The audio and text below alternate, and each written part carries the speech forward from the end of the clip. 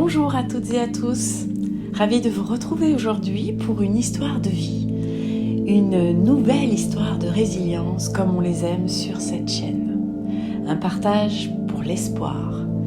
Merci de votre présence sur cette chaîne et belle écoute. Aujourd'hui, je vous raconte l'histoire de Virginie et de sa résilience face à ses problèmes de surpoids qu'elle connaît depuis toute petite et à sa force de vouloir se battre pour devenir ce qu'elle est devenue aujourd'hui, malgré les désespoirs et les obstacles. Pendant des années, de l'âge de 8 ans à 14 ans, Virginie est en surpoids. C'est génétique, tout le monde a tendance à l'être dans sa famille. À l'adolescence, elle prend la décision commune avec ses parents de faire appel à des professionnels de santé ainsi qu'à une nutritionniste qui vont lui imposer un régime alimentaire pendant toute la durée des grandes vacances scolaires. Virginie suit scrupuleusement ce qu'on lui demande de mettre en application et ne fait aucune entorse aux conditions demandées.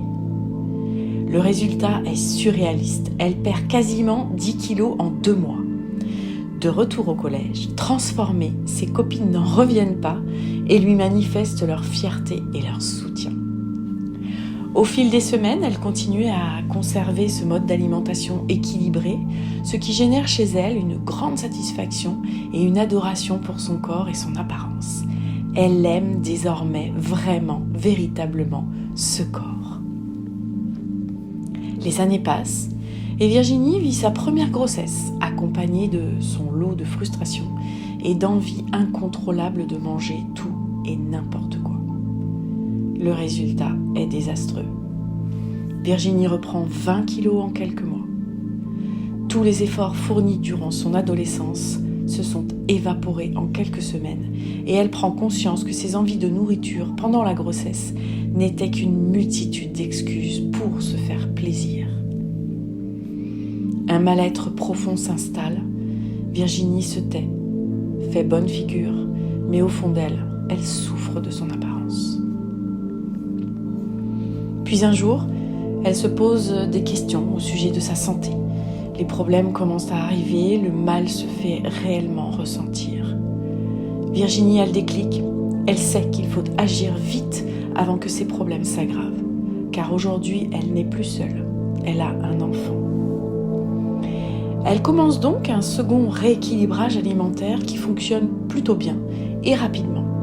La motivation est de retour en voyant fondre les kilos petit à petit. Elle ressent un sentiment de fierté de pouvoir être capable de se sentir et de se tenir à un objectif. Et elle tient bon. Mais malgré la perte de poids, elle voit bien que son corps est abîmé et que, quel que soit le nombre de kilos qu'elle pourra perdre, encore, son ventre arrondi est toujours bien présent et sa peau est distendue. Elle ne se sent pas bien, elle a honte de ce corps flasque et elle se sent coupable de lui avoir infligé tout ce mal pendant toutes ces années. Après quelque temps, elle effectue des recherches sur le sujet et prend conscience que tous les régimes du monde ne pourraient pas réduire ni raffermir ce ventre flasque. C'est décidé, Virginie va prendre rendez-vous pour une abdominoplastie. Elle ne se supporte plus et la peur au ventre, malgré tout, elle fonce. La rencontre avec le médecin conseil lui permet d'avoir des informations claires et précises sur ce sujet et surtout une écoute bienveillante. Le médecin accepte la prise en charge. Virginie se sent comprise, soulagée. Elle est heureuse. Elle remercie 1000 fois ce médecin qui l'a entendue et conseillée. Elle sait désormais qu'elle est entre de bonnes mains et que tout va s'arranger. L'opération se déroule bien, mais la suite est un chemin de croix. Les 3 mois suivants sont un enfer de souffrance. Virginie est alitée et subit des écoulements de graisse. La cicatrisation est catastrophique. Elle souffre énormément. L'infirmière qui la suit lui avoue même ne jamais avoir vu ça de toute sa carrière. Finalement, la cicatrisation se fait lentement, très lentement, même si esthétiquement ce n'est pas vraiment joli. Mais Virginie voit le bout et le bon côté des choses. Elle reste positive et se sent déjà beaucoup mieux. L'alitement lui a de nouveau fait prendre du poids, mais 6 mois après l'opération, elle a enfin le feu vert du corps médical pour se remettre tout doucement au sport.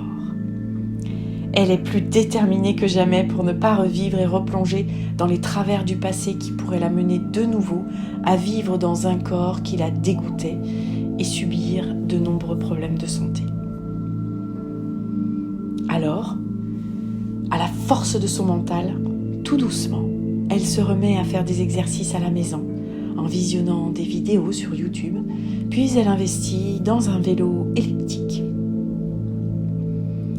Doucement, petit à petit, elle se refamiliarise avec cette enveloppe corporelle et commence à l'aimer un peu, malgré la vision d'elle-même qui lui renvoie son corps encore gros.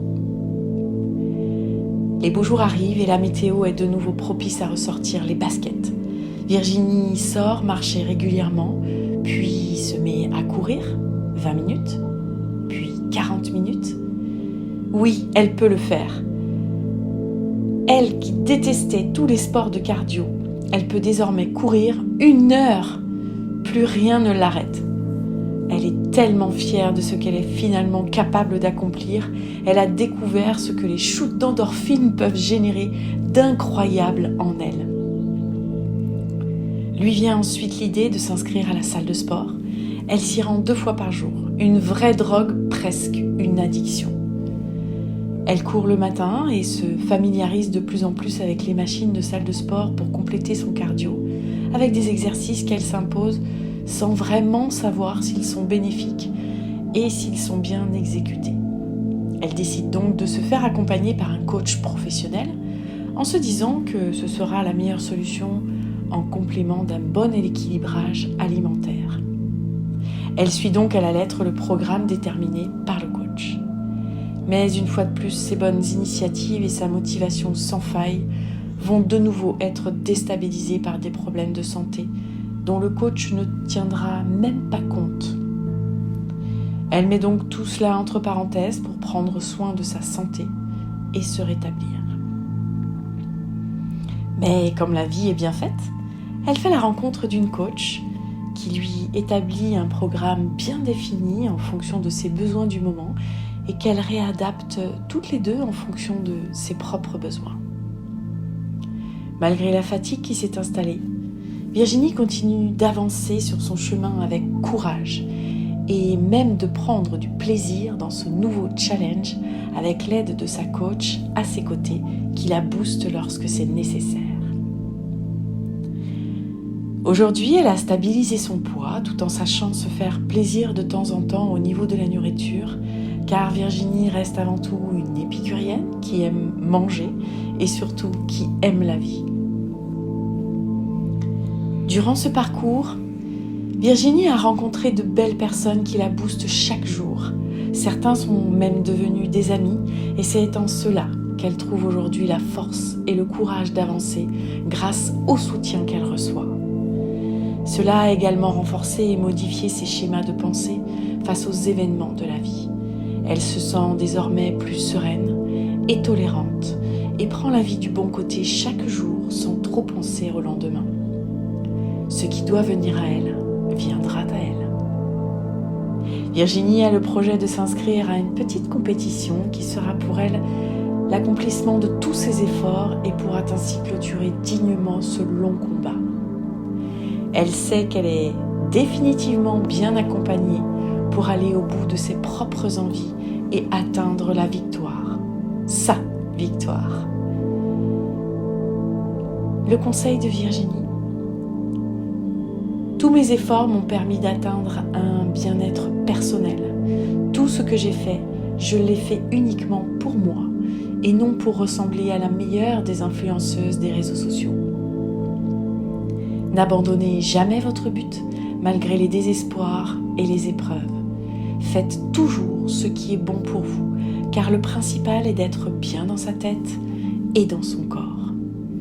Aimez-vous pour qui vous êtes vraiment.